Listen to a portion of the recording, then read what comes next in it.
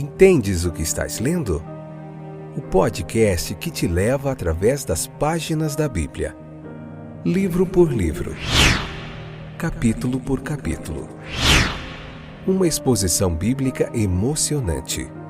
Aperte os cintos e embarque comigo nesta viagem.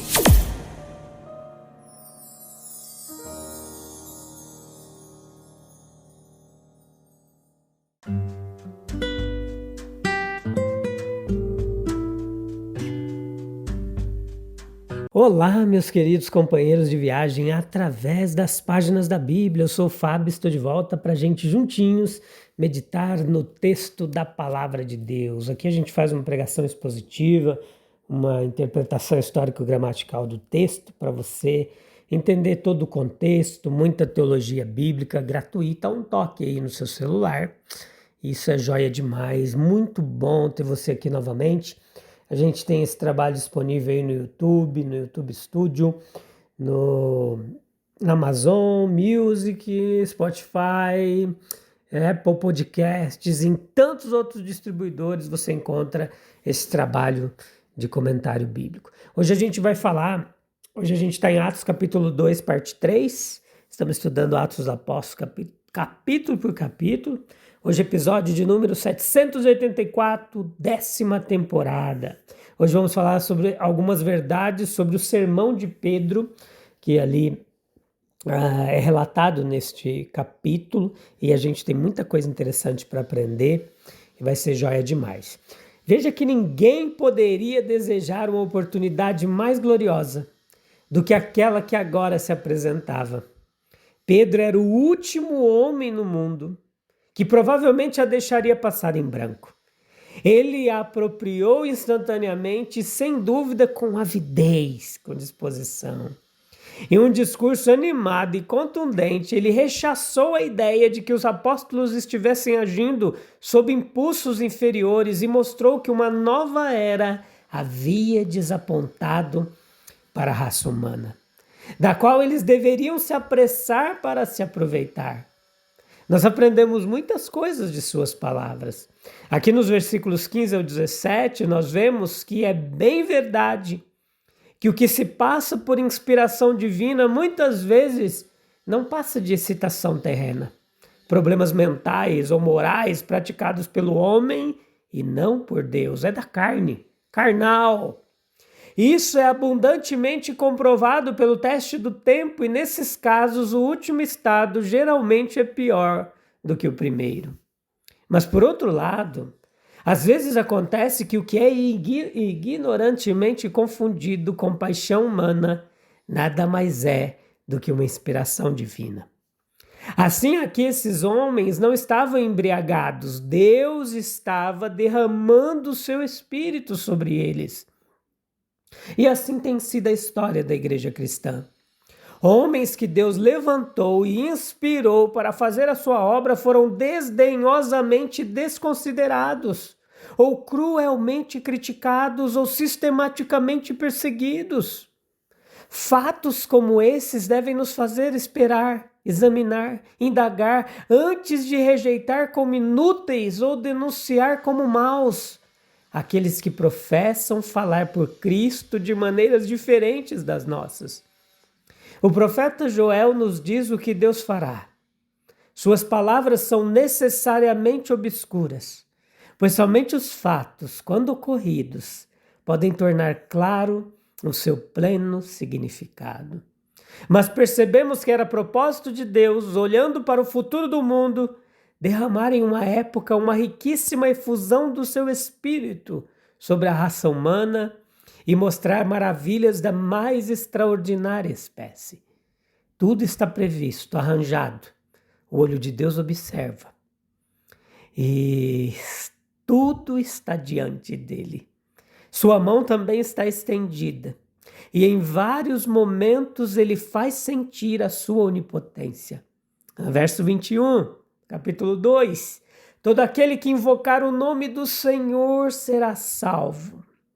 Quaisquer que sejam as visões, ou os sonhos, ou as profecias proferidas na terra, quaisquer que sejam as maravilhas operadas no céu, O homem que faz de Deus seu refúgio não precisa temer. Ele estará escondido nos braços eternos da força e do amor.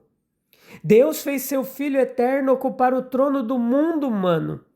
Versículos 24 a 36. Pedro mostrou que Davi havia predito a ressurreição de Cristo. Versículos 25 ao 31. Para que pudessem dar testemunho positivo de que ele havia ressuscitado dos mortos. Versículo 32. Essa profecia o apontou como aquele que reinava em poder, aguardando a derrota final e completa de todos os seus inimigos. Versos 34 e 35. Portanto, que todo joelho se dobre diante dele e todo coração se submeta ao seu domínio, pois todo o poder e toda autoridade são seus. Do seu lado nós temos certeza da vitória, da bem-aventurança, a interpretação dos fenômenos do Espírito.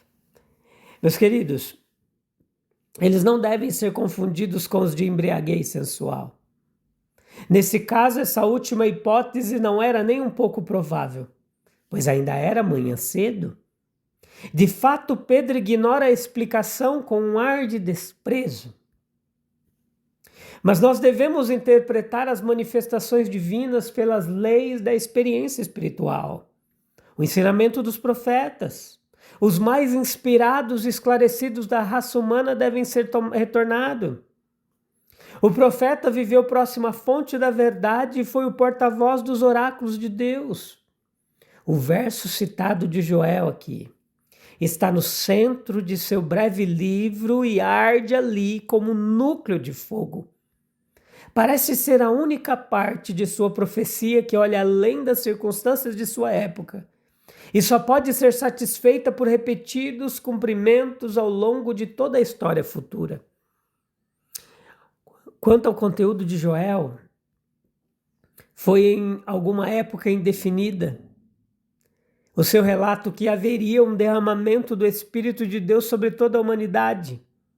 E o efeito disto seria uma explosão geral de expressão sagrada, uma intensa iluminação interior. Toda a manifestação deve ser acompanhada de maravilhas simbólicas e significativas de uma revelação espiritual e do fim de costumes antigos e ultrapassados. Será uma era de libertação, de salvação. Os homens clamarão a Jeová, o antigo libertador, e serão ouvidos e salvos de suas aflições. Com essas dicas proféticas, meus queridos, o apóstolo explicaria os eventos maravilhosos da época. O cristianismo ele começa com uma nova efusão do divino no humano, o fortalecimento e iluminação da mente finita, a ampliação de seus dons de expressão, uma impressão profunda e geral da proximidade de Deus e a alegria de uma liberdade e salvação recém-descobertas. Perceba aqui o Espírito falando através da voz de um apóstolo. Tinha simplicidade, tinha direção no sermão dele. Começando com os fatos do presente, voltando aos fatos do passado e terminando no apelo solene para entrar no reino de Deus, no reino de Cristo. Ele afirma a autoridade das Escrituras, é nisso que ele se baseia, pois ele aponta a antiga promessa do Messias, a glória dos últimos dias, os salmos proféticos, mostrando assim que a incredulidade daqueles que desprezaram aquele dia de graça era indesculpável. Nós vemos uma ousadia inspirada em sua declaração. Os ouvintes acusados de rejeitar o Messias, os fatos proclamados abertamente, sua refutação contestada, a glória atual e a ascensão de Jesus publicada como as boas novas. Essas boas novas que seria uma seriedade afetuosa presente em todo o discurso, que um verdadeiro israelita que fala como um irmão, aqueles que eram a casa de Israel, da qual Jesus veio a ser o cabeça. Meus queridos, algumas referências podem ser feitas ao profeta Joel. a época em que ele escreveu e a primeira referência à sua profecia. Os princípios pelos quais descobrimos alusões messiânicas nos livros do Antigo Testamento podem ser detalhados, ilustrados, especialmente os dois princípios seguintes. Primeiro, qualquer referência que não possa ser adequadamente enquadrada ou esgotada por qualquer passagem da história ou pela história de qualquer indivíduo pode ser referida aos tempos messiânicos ou ao próprio Messias. Este princípio nos guia tanto no livro dos Salmos quanto nos profetas e ajuda a decidir a intenção de Joel na passagem diante de nós que nenhuma página da história humana comum satisfaz. Segundo, qualquer referência do Antigo Testamento que um apóstolo inspirado seja levar a usar como prova da messianidade de Cristo deve ser aceita como tendo isso para sua aplicação adequada. E com base nisso, a profecia de Joel deve ser recebida como se tratasse dos tempos e da dispensação do Espírito Santo.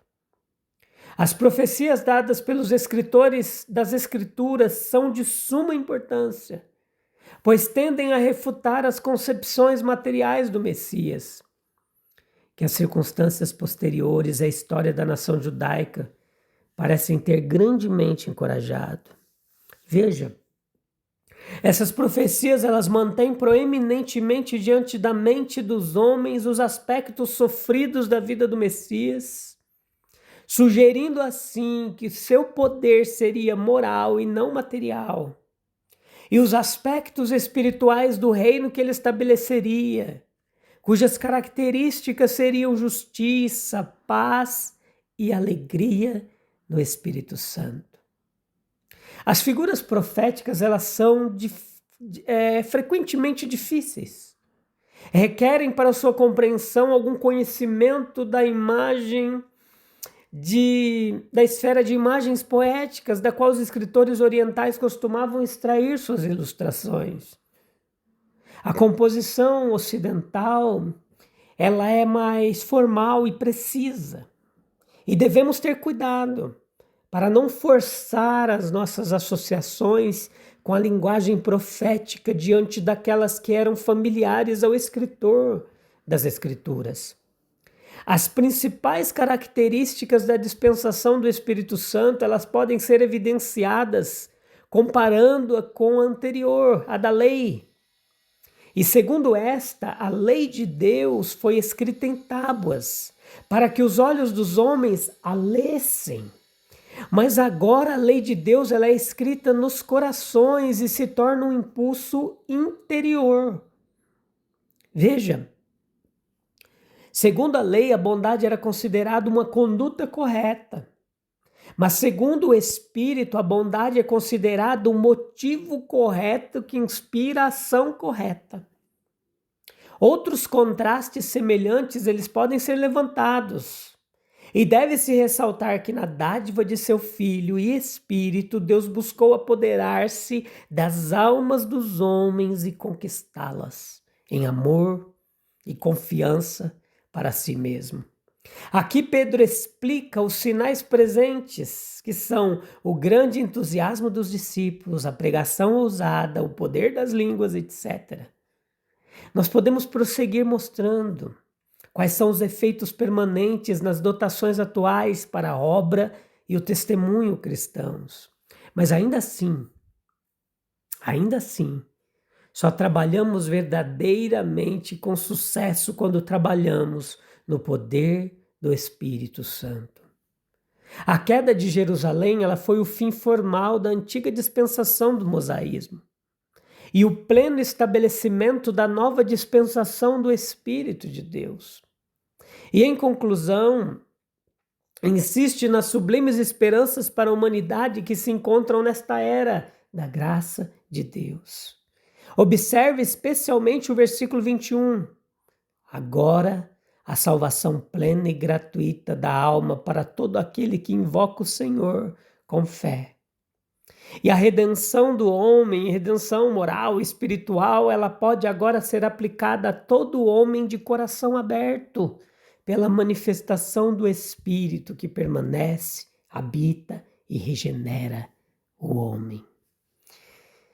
Como que a gente pode desprezar o mover de Deus só porque Ele escolheu se manifestar de forma diferente da que esperávamos? Se todo aquele que invocar o nome do Senhor será salvo, por que ainda resistimos à sua voz quando ela nos chama? Por quê?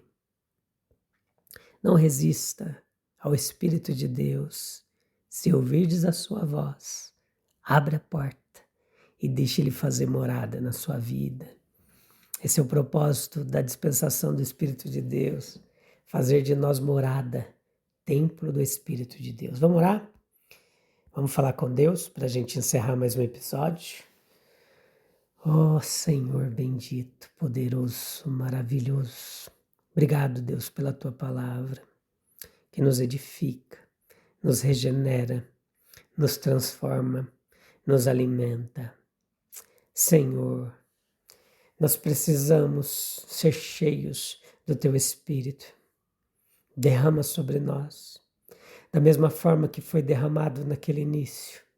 A única prova que temos disso é ver as nossas atitudes, comportamentos, pensamentos e palavras serem transformados até que todos aqueles que nos conheçam e nos vejam comecem a notar que existe algo diferente em nossas vidas. Dá-nos discernimento para reconhecer a Tua voz. Dá-nos coragem para anunciar que Jesus é o Senhor. Que a nossa fé seja viva. A nossa esperança seja firme, em nome de Jesus. Amém, amém e amém. Eu volto, próximo episódio, para a gente concluir esse capítulo 2. Bênção demais, Deus abençoe, até breve. Tchau, tchau.